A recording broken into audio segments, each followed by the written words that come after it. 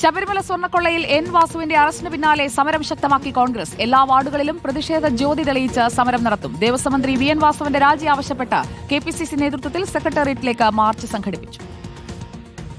ശബരിമലയിലെ സ്വർണ്ണക്കൊള്ള തദ്ദേശ തെരഞ്ഞെടുപ്പിൽ പ്രധാന രാഷ്ട്രീയ ആയുധമാക്കാനാണ് കോൺഗ്രസിന്റെ തീരുമാനം.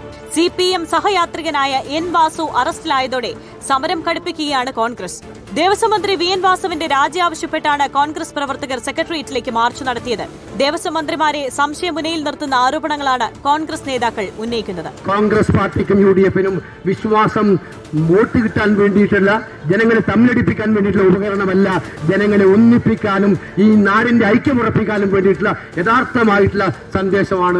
വരും നാളുകളിൽ സർക്കാരിനെതിരെ കോൺഗ്രസ് ഉയർത്തുന്ന പ്രധാന രാഷ്ട്രീയ ആയുധം ശബരിമല സ്വർണ്ണക്കൊള്ളയായിരിക്കും. സെക്രട്ടേറിയറ്റ് മാർച്ചിന് സമാനമായി ജില്ലാതലങ്ങളിലും പ്രതിഷേധം സംഘടിപ്പിക്കാനാണ് നീക്കം.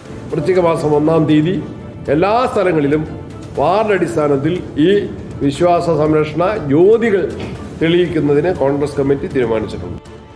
റിപ്പോർട്ടർ, തിരുവനന്തപുരം.